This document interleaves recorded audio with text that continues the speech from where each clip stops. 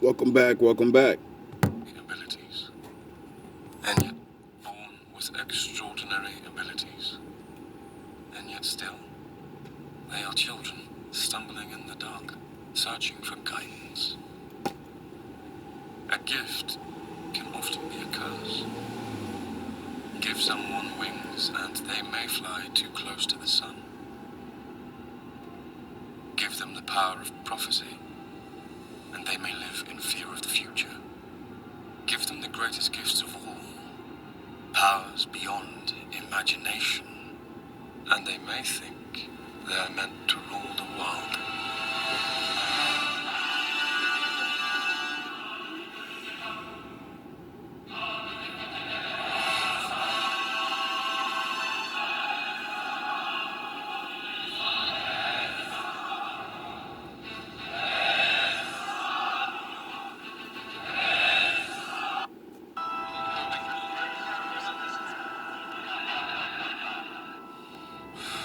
My father would like to speak to you. Always the same. And now all this. No more stones. No more spears.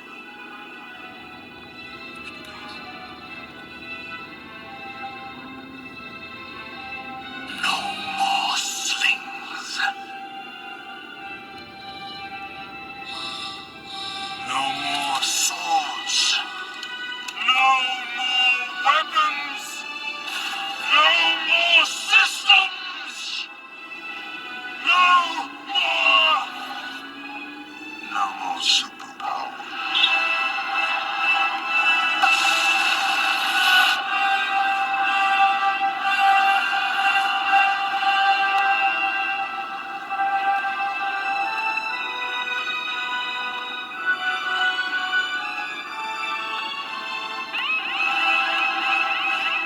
What the hell's going on? Who's turning the keys? We've lost contact with all Trident and Polaris sites. The Air Force is reporting the same thing. So much faith. Tools. Machines. Russia, China, England, Israel, India. Everybody's got nukes in the air. You can fire your arrows from the Tower of Babel, but you can never strike gold!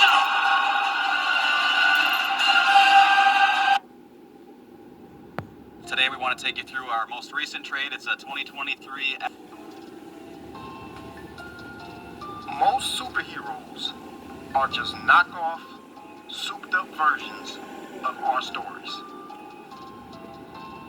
To say that these creators need to pay homage is an understatement. But see, this is what Hollywood does. This is what America does. And this is what the entire world do. They love our culture, but they hate us.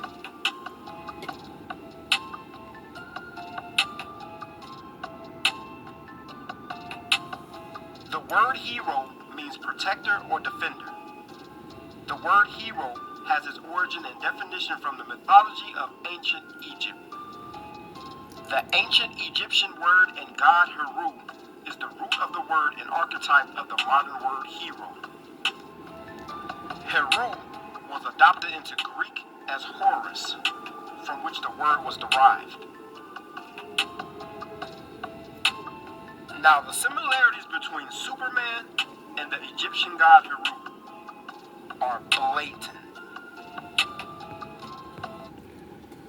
What's the similarities between Superman and Jesus? The sun god. And remember, I told you, the Father said that he came down. He put his spirit on a man, make it. If you have your own spirit and the one puts his spirit on you, wouldn't that make you Superman?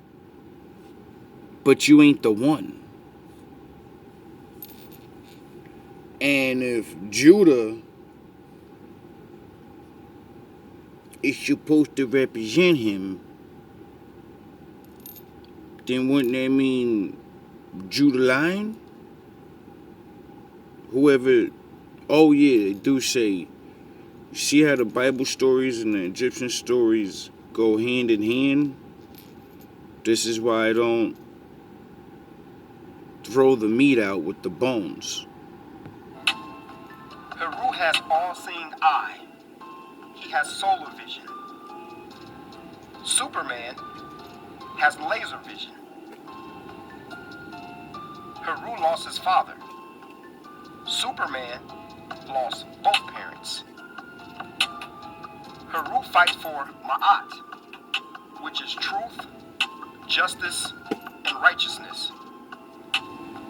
Superman fights for truth, justice, and the American way. Heru's powers comes from the sun. Superman is a Kryptonian. Superman's powers comes from the Earth's yellow sun. The Superman's dynasty is the House of El. Superman's real name is Kal-El. Heru is the House of God. Heru as a baby. Kal-El. It's like Hebrew, right? So you got a Hebrew name mixed in with Egyptian god powers.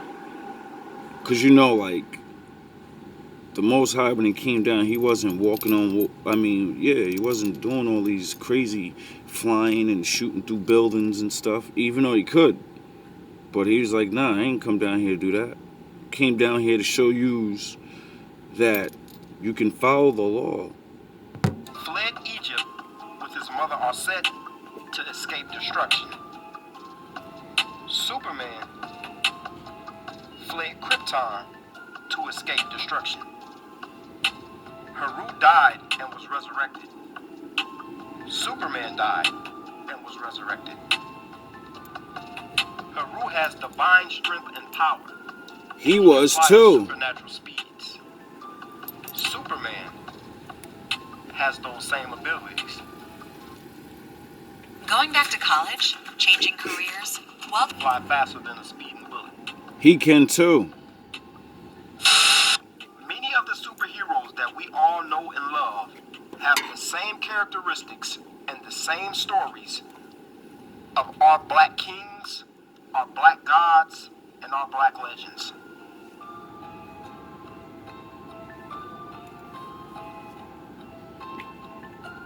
Sorry if you're late to the party, but you know, wouldn't have a job if you wasn't.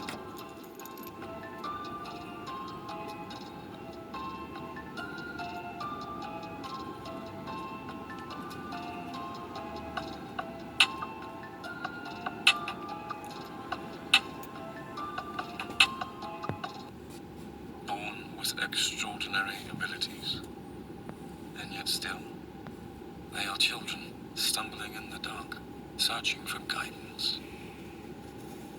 A gift can often be a curse. Give someone wings and they may fly too close to the sun. Give them the power of prophecy and they may live in fear of the future. Give them the greatest gifts of all, powers beyond imagination, and they may think they are meant to rule the world.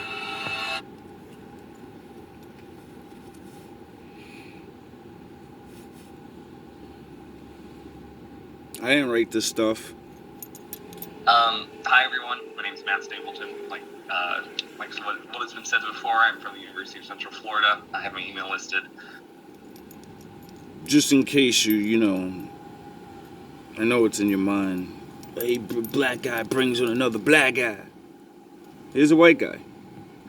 Today I'm going to be talking to you about ancient Egyptian culture as a neutral commodity of non-Western movie franchises. It's a bit of a misnomer, I recognize. I did make him do that. I know that guy. But it's Western movie franchises that are marketed towards non-Western audiences. So during this discussion, I'm going to be talking about ancient Egyptian influences in internationally distributed movies. The two that I'm going to be focused on mainly are Transformers: Revenge of the Fallen, which I believe another one of our, not in this panel, but a different panelist is also covering. Oh. And then I'm also going to be discussing X-Men Apocalypse, which I think is the same way. I did a video on Megatron and Optimus. I think I'll put that one back out. And then Gods of Egypt and the Mummy are going to be discussed much later in this discussion, mostly just involving the financial impact that they have. I'm going to be looking at soft power in international cultural and financial relationships. As this theme sort of revolves around Egypt, I'm going to be mostly talking about Egypt and how it relates to other countries. But in this case specifically, I'm going to be talking about Egypt and China. And then Egypt does serve as a non-Western focus in a lot of movies, especially because of its mythology. So I'm going to be talking about how that sort of relates directly into how it can be used financially. To sort of start things off, just to kick it off, I'm going to be talking about Revenge of the Fallen. If anyone doesn't know, this is a Transformers movie by Michael Bay from 2009. It was one of the more popular ones. It involved a lot of sort of bouncing around locations because they had some sort of strange teleporting technology.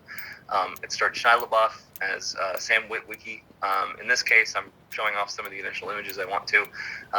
First of all, on your left, you see Sam Witwicky kind of posing in front of a Great Pyramid of Giza, that's sort of doing anything with it. And then the Cybertronian Jetfire is the reason they go to Egypt. He allows them to teleport there and then proceeds to sacrifice himself. Going on, the Transformers series sort of then looks into fighting in Egypt. They decide to use science fiction pretty heavily in the discussion of Egypt. It turns out the pyramids were put there by ancient Cybertronians, which are the race of Autobots and Decepticons. If you don't know, the robot people. In this case, Angels. A group of Fallen robots that angels. are all mining equipment turn into a Decepticon called Devastator. He tears open one of the Great Pyramids of Giza and reveals some sort of sun harvester. The whole point is to try to absorb the sun and pull it to Earth, and then open a portal to Cybertron, which is the home planet of the Decepticons and Autobots. So strangely enough, it just sort of puts science fiction into Egypt without really thinking hard about it. You'll also see some discussion about Optimus Prime being in there. The overall result of how Transformers approaches science fiction in Egypt, it really wants to display humanity as this species that has been influenced by an even more ancient power. I believe this is the one that introduces the concept that these Transformers had arrived to Earth in a much longer before we had. It's followed upon in recent movies as well. In Transformers 3 and 4, they like to have strange alien artifacts placed around the world, and in this case, the artifacts are placed specifically into Egypt. Like I mentioned, the pyramids are serving as some strange structure that wants to absorb our sun to allow Cybertron to come here. I think the best way to describe this, and it's a theme that you're going to see in a lot of different movies that use Egypt, is that they like to use Egypt solely as a playground. I like to use that term because it literally is what they're doing. The action sequences like to focus on Egypt. You'll see Transformers and Autobots, different Autobots running around in Egypt. There's not really much of a discussion of culture, and if there is, it's in the sense of what Transformers 2 does, where they take a giant pyramid and they turn it into something else. But they basically just use it as a backdrop to their fighting, hence the playground idea. It's important to note that Transformers 2 grossed $4 million US dollars domestically, and it was able to do $434 million internationally as well. Of those $434 million internationally, China was the largest foreign market, with a full $65 million. As you'll see as we discuss throughout this discussion, this number actually starts to improve a lot, and we'll sort of figure that out why later. Importantly, it did set up the Transformers franchise for growing market success, specifically in Transformers 4, as Ankocus points out. The utilization of Egyptian culture allows Transformers to pull into a Chinese audience. The concept that they are trying to work specifically with them, and in Transformers 4 you'll see scenes specifically in Hong Kong, which allows Chinese audiences a much more at-home approach, but also keeps the playground model that Transformers 2 set up with Egypt. The next film I'd like to discuss as well, in this sense, is X-Men Apocalypse. It's a very similar theme, where they'll be using, in this case, Cairo specifically, with Egypt as a whole, as a playground. For those who don't know, X-Men is a series about mutants who engage in a number of superhero battles.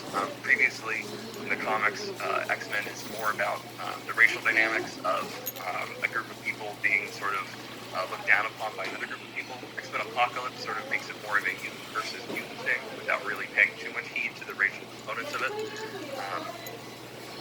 The most important character that gives us a tie to Egypt beyond the playground is Ena Sabanur, or Apocalypse, who's played by Oscar Isaac, a very good actor. He's an immortal mutant. He is somewhat implied to have built the entirety of ancient Egypt, being immortal, being all-powerful. He puts together pyramids. As you can see, there's some runic glyphs that are on the pyramids as well, that are directly related to Apocalypse. He is sort of like the main character in this film, even though he's an antagonist. He does involve the entire plot, and it does follow him from ancient Egypt to the modern times. You can see in the top right panel, he's sitting in a place where they were going to mummify him in some way, but in this case, what they're doing with mummification is transferring his consciousness from an older body to a newer body. But then they do actually mummify him and trap him for thousands of years, until the modern day, where he awakens to a new and improved Cairo in Egypt in a modern society, and decides that he would like to take it over again, in a very similar fashion to how he took over the ancient Egypt. We are also introduced to a new version of Storm. While the X-Men series previously cast Halle Berry as Storm, Alexandra Shipp is instead put in there. She's a Cairo-born mutant with other control powers, while Halle Berry's character is much less focused on that. This version of Storm does focus more on the previous roots that X-Men had established in the comics. Like I mentioned, she's Cairo-born, which plays to the fact that that is where Apocalypse is woken up. She's a queen, has her powers awoken by Apocalypse. That's a very important distinction because in the original X-Men series, film series, they don't really focus on this too much of her origin. But in this case, they actually have a tie to Egypt. And while Apocalypse is not specifically designed Egyptian in this case, even though he's discussed in a lot of Egyptian light. Storm is an Egyptian resident.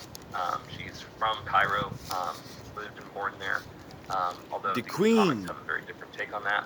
Regardless, the Storm that we're introduced to in this film series is much more Egyptian and has a lot more ties to the culture and the roots. Hence why Big Mama at home, working with Apocalypse in Egypt and wanting to take it over for most of the film, although she does turn into her traditional protagonist role at the end. Once again, we see an Egyptian-style villain, and in this case, the Egyptian-style villain is trying to take over the world, although he's using Egypt as the basis for it. Cairo once again serves as a playground of sorts. In this case, only during the major action sequences that it serves as a playground, though. During those scenes specifically, we see that the traditional and ancient Egyptian culture don't really play any role. The beginning, when I was fucking around and I said, my father want to talk to you. You know why I said that? Because that was an Apocalypse scene from the movie. That's what Apocalypse said when he came.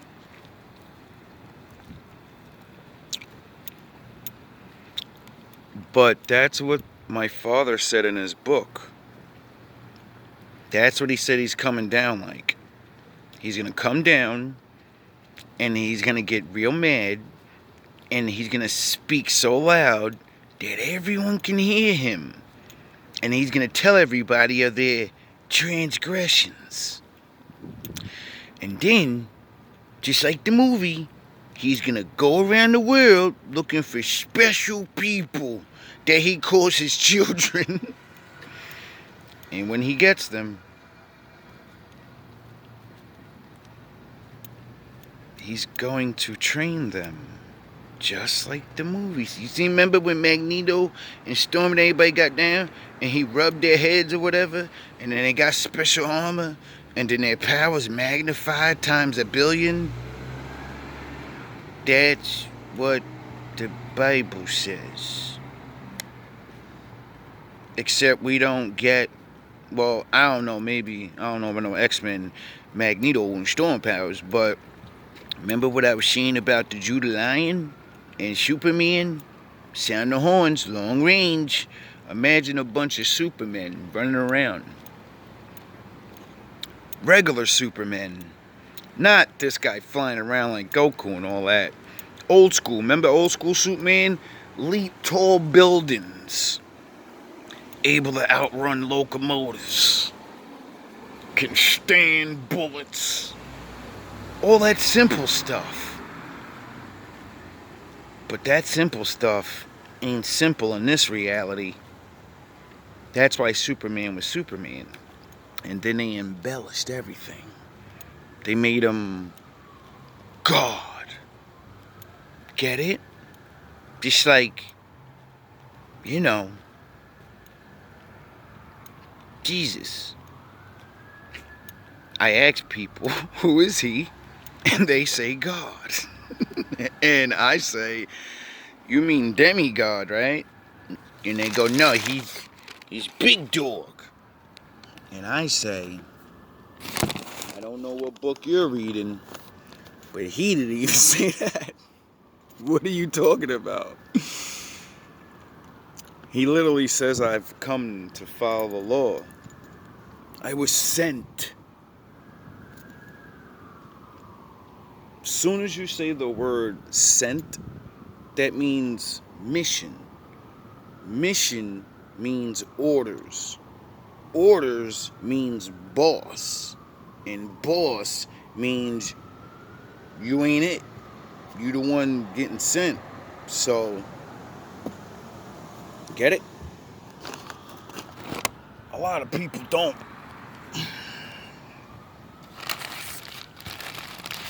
A lot of people won't. I don't understand why. And how the mutants fight with one another, but this movie actually does play some reference to current modern Egyptian culture, and also has at least some discussion of ancient Egyptian culture. This one only grossed $155 million domestically. I say only, but that's in comparison to the international, where it grossed $388 million internationally. How much money that is? In this case, the Chinese foreign market was at $120 million. Give me that bread. Give me that bread. Domestic amount. Interestingly enough, and this is a discussion a lot of film scholars will discuss and look at and say that when you compare older movies to more recent movies, the Chinese audience of moviegoers has actually grown, and so it's often not a fair comparison. In this case, the subsequent titles Logan and X-Men Dark Phoenix, which came out in 2017 and 2019, actually performed less well in China than X-Men Apocalypse. I think a lot of that is due to the Egyptian focus, and the focus on something that isn't Western, which is something that we'll see in a little bit of future discussion. So, if it wasn't obvious, China is sort of the main focus for a lot of these Egyptian culture films. The interesting thing that I was able to find as I researched this was that a lot of Greco-Roman mythology films did not receive openings in China. Nordic mythology does receive openings in China, but that's mostly because of Thor, who really skews the series, the Marvel's Thor series, which is internationally, part of that Marvel Avengers series. However, traditional Greco-Roman mythology does not receive any sort of opening release in China, and often won't even have numbers published because of it. As I mentioned in previous annotations, all these numbers are drawn from Box Office Mojo, which actually does not list any sort of Chinese opening for some of the films that I've listed. In this case, the 300 series, Percy Jackson series, Class of Titan series, and The Immortals, which is a standalone Greco-Roman film. However, Wonder Woman does buck the trend. This might be because she's a superhero and published by DC, which is already has a strong audience in China.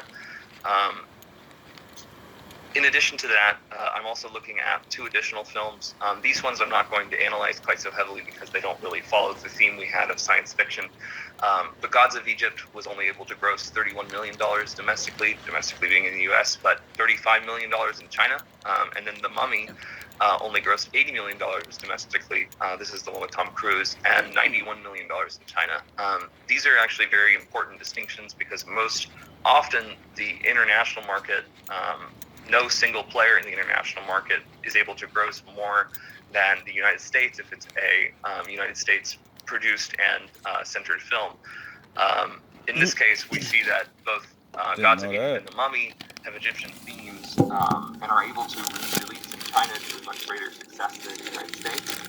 I think there's a number of reasons for that, but one of the most important things is soft power. Soft power is very different than hard power or military power, but soft power is positive reinforcement and attraction. The concept that a lot of people use when they describe soft power is panda diplomacy, and this applies to international zoos as well, but is typically referred to with San Francisco. But China will often lend pandas out to American zoos due to their cultural and financial pull. So often these zoos will be stronger because they have a panda and will attract much more money and income. So China is able to lend out these pandas in sort of a lease program, and what that does. I don't know nothing about none of that shit. I ain't here to teach about China. I can't verify nothing he's saying right there. I don't know nothing about that, China. So whatever he said, that just erase that. My audience. Is your closet cramped and cluttered? Is it impossible? What I do know about is them scriptures.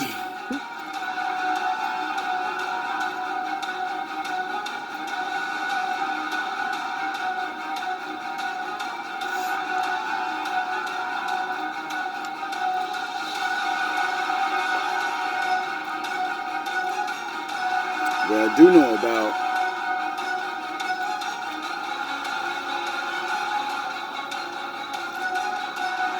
is we can't stay the way we are anymore. Doesn't matter if it's even a little bit.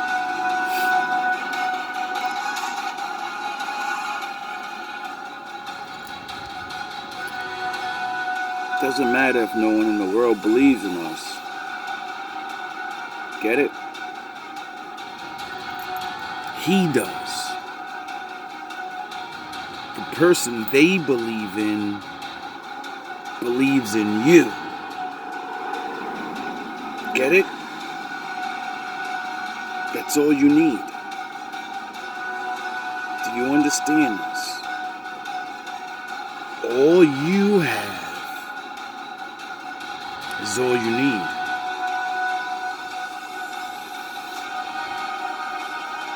What are we gonna do?